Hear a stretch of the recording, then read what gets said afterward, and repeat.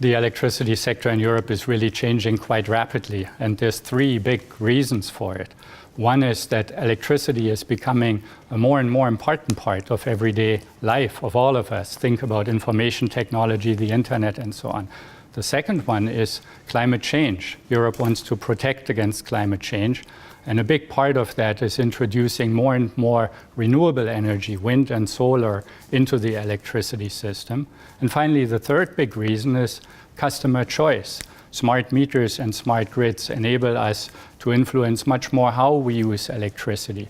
These three changes are coming together and are creating big challenges that we're trying to answer.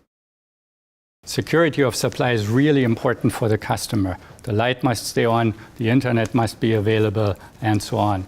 And we're working on new rules, Europe-wide, to make sure reliability for the customer of electricity supply can stay real high. The second benefit is climate protection at affordable cost. The cheapest power plant all over Europe meeting demand at any given point in time.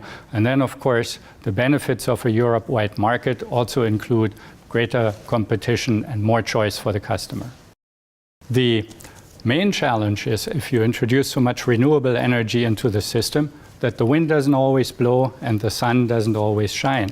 So you need to get from an area where there may be a lot of wind and sunshine at one time and there's a surplus of electricity, that electricity to another area where there may be a deficit. Get it to the customer at all times. And for that, you not only need a strong European grid, you also need very clear rules. Rules for connection, rules for operation, and rules for how the market functions. That is the main challenge for the future. Two main things are being done. Obviously, we need a strong European grid to bring the power where it's needed.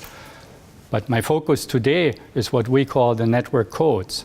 Those are common rules that apply Europe-wide to all market participants and that become law, rules that keep the system stable from a connection viewpoint. All the power plants help to keep the system stable, but also from an operational viewpoint. Do we work together to keep the lights on? And last not least, from the market viewpoint, the electricity market needs to be defined so that it can do its magic of getting the power from the best spot to the customer at the right time. We're proud that the experts of the transmission system operators and ENTSO-E have been entrusted with the task of writing these rules, of actually drafting them. Regulators, member states, and European Commission have their say also before they can become law, but the central part is actually drafting all the details, making sure they fit together, making sure they work to keep the lights on and develop the market.